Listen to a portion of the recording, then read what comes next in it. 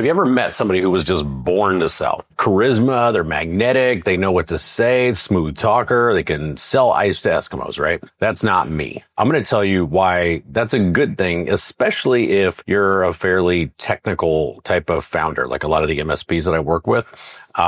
I'll share why that's a good thing for you. Hey, what's up? I'm Ray Green, founder of MSP Sales Partners, where we help IT companies scale sales. And my background, my career has basically been sales for over 20 years. I started as an individual contributor. I went to manager. I went to an exec, became managing director, leading, multiple sales divisions, was a turnaround CEO focused on driving sales. And almost all of my content is about sales. So a lot of people think that sales came naturally for me. Nothing could be further from the truth. In fact, I'm generally very shy, very introverted.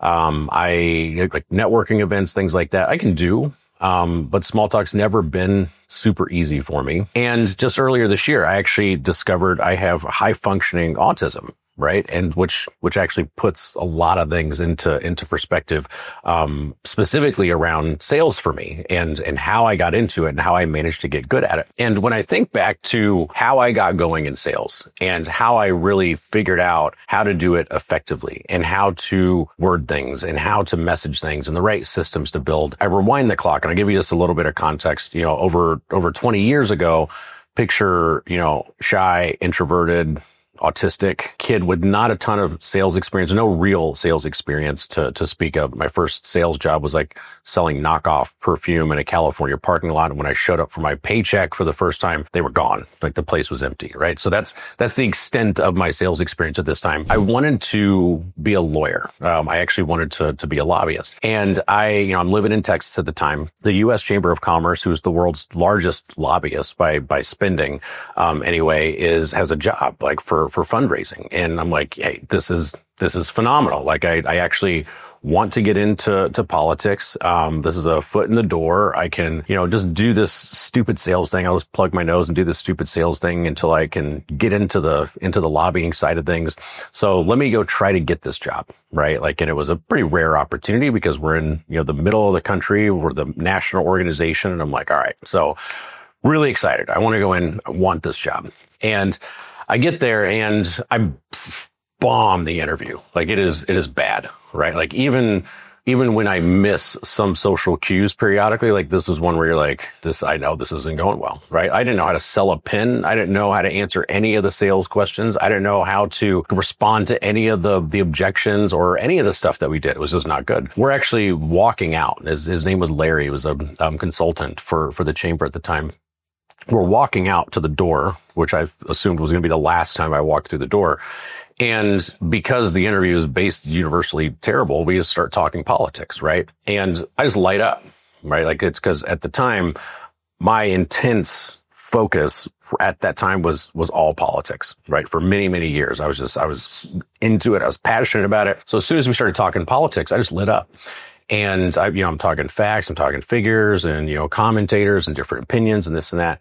As we're walking, and he goes, you think you could do that on the phone? And I probably sounded much more confident than I really was because I wasn't actually sure, but I really wanted the job. And I said, yeah, pretty sure I can. So we walked back to the office and I'm like, dude, I'm getting a chance here. So we get back, basically set the start date, and next thing I know, I've got my first real life big boy sales job. I know the product really well, right? Like I've bookshelves full of books. I'm up on current events. I know the numbers. I know as much as you can know as a regular person, as a lay person in politics. So I know the product that I'm selling. Like we're, at the time we're selling more advocacy based stuff, and I know nothing about sales. Right. So I picked the cubicle furthest in the office away from everybody. Right. Because I don't want everyone to hear how bad I'm going to suck. And my voice is low. And, I'm like, even on my first practice calls, I'm like, God, I hope nobody can hear this. This is because I know it's terrible. The person on the other side of the phone knows it's terrible. But I had this motivation. Like I had this drive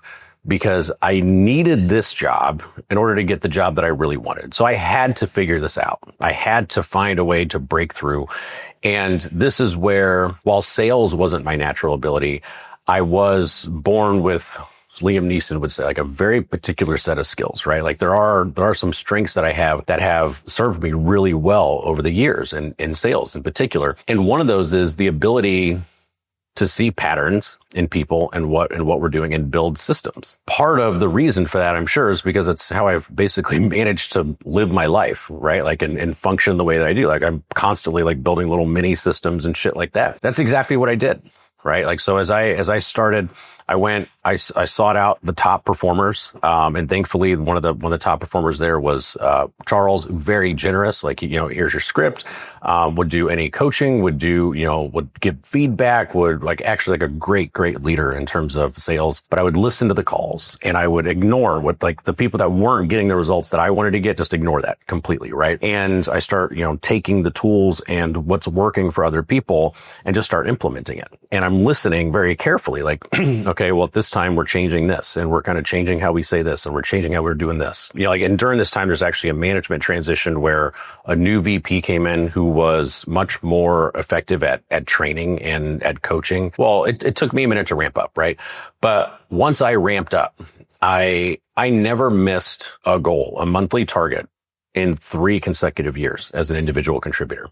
Every single month, boom, boom, boom. Every month would start over and I'd go through the same little stress factor, like, oh my gosh, I'm not going to hit it. And I'd figure out what I needed to do to get there. And every single month, I was one of only 2 people to do that. I was a top 5 performer. I was a multiple President's Club award winner. I did that by learning sales. Like I didn't go into sales with this skill set, right? Like I had to learn my product. Then I had to learn how to sell. I had to learn how to deliver a script. I had to learn how to leverage tonality one way or the other. I had to learn all of these things and stack these skills over time. Did well as an individual contributor, then got promoted into management. And as a manager, then executive, then managing director, I was there for 10 years. Running from a executive management standpoint, and never missed an annual target. Like none of the strategic goals that I was given in a decade. Now that's through economic differences. That's through political transitions. That's through, you can just imagine the gamut. If you are in the world of politics or you're in the world of current events or you're in the world of advocacy, the ebbs and the flows and things that happen and, shitty candidates, great candidates, momentum one way, momentum the other way. And we hit our number every fucking year. Then I did it as a CEO. I've done it as a consultant. I'm doing it now as an entrepreneur, all sales related. And the reason I tell you this isn't a brag, right? Like the reason I tell you this is because sales is a learned skill. For some people, it'll just come naturally. And you know what? Like in some ways, I'm jealous of that, but in many ways, I'm not. If it comes naturally, you oftentimes never learn the system. You never really learn why something is working. You never really learn why something isn't working. And it actually makes it more difficult to systematize and scale something like that. Because I've had some exceptional, like unicorn level salespeople work for me. And I'm like, damn, like, okay, now we need to bottle this up and, replicate it. And when it comes to that person's like, just being me, right? I'm just doing what I do. I don't know what I'm doing. When you have to learn it and you have to take it on as a skill and you have to practice it and break it down into components and go, okay, well, now you know why it works. Now you can look at it almost the same way that you look at your tech stack. Like you can look at it, understand it, know why it's working. When it's not, start to diagnose it. And that was the benefit for me of not naturally being good at sales. And frankly, wanting to do something else so bad that I was going to learn this dumb sales thing along the way just to do that. I am so glad that I took the time to learn it. I'm so glad that I was basically forced into it because it is not just a business skill, although it is an incredibly lucrative business skill. Like if you can learn one, this is the one because you don't starve if you have sales. You can fix almost any problem so long as you have cash, so long as you know how to sell something, so long as you have revenue coming in the door. You have resources to fix other problems. So sales as a business skill, I think it's hard to match. But for me, learning to sell went way beyond sales as a business skill. It went way beyond the ability to persuade someone for the reason that I want them to in order to get my commission, right? Like it was, once you understand the psychology, once you understand how to position something, once you understand how to word something, once you understand how people read things, how people think, and you spend a lot of time figuring that out so that you can sell more effectively, it makes you better in virtually every aspect of life. It makes you better in relationships. It makes you better in parenting. It sure as hell makes you better at rebuttals when your kids give you objections to asking them to do shit, right? But you think about it and you go, wow, we are selling all the time, right? Like we're selling somebody on an idea. We're selling somebody on who we are. We're selling somebody on getting that next thing for the house. And knowing how to sell just makes you a better relator. If you are somebody who finds yourself more technical, more introverted, more a little on the shy side or on the analytical side, and you've ever told yourself, I'm not cut out for sales or sales isn't for me, then as long as you recognize that that's a limiting belief of yours, that's something that you tell yourself, and you can choose to think differently, because I am living proof of the fact that sales is a learnable skill. It is something that can be taught. It is something that can be learned. It will take a little bit of work, but if you are actually somebody who is more analytical, there are going to be strengths that you bring to sales that somebody who is naturally charismatic and magnetic and smooth talking isn't going to bring. So the limitation is not real. It's something that you tell yourself. And had I not had a motivation bigger than the effort that was required to go through that, I don't know if I would have done it, frankly. Right? Like, but I wanted to be in politics so bad, and I didn't have very many roots into it. Like I didn't have family in politics. I didn't have money. I didn't have education. I didn't have like the pedigree. I was like, hey, looks like money is the way to do it. So in hindsight. So that's one thing. If you tell yourself that, recognize it's a story. The second reason I share it is you may find that in hiring, in building your team, sales, of course, but anywhere else for that matter, sometimes there's going to be an outlier. Sometimes there's going to be a candidate that you go, I don't know, on paper, they don't check all the boxes, right? But my gut, my intuition says, hey, maybe this person is coachable, right? Like maybe based on how they're responding to not knowing this thing, I don't know, maybe they're coachable.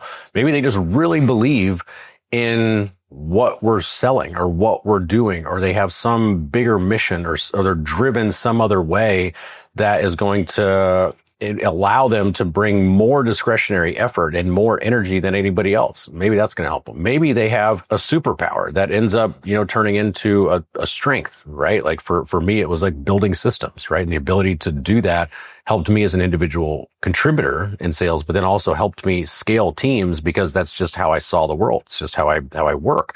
So that's why I share it, so that it's one, an internal piece. And then two, if you're recruiting and you're thinking about building a team, listen, like there's going to be things that you look for. There's going to be experience and characteristics and skills and certifications and things like that, like the standard stuff. But there are going to be people that may not fit that mold, that if you don't take a shot on them, you may be missing the person that leads you into the next 10 or 15 years of growth, or whatever it is that you're hiring for. So, hopefully these lessons have been helpful for you, or you've taken something from it. If you have, feel free to jump on my email list. I send an email every single week on largely sales and business growth. Or if you're an MSP or an IT company specifically, you can actually check out mspsalestoolbox.com and get access to our toolbox that we put resources in every single month.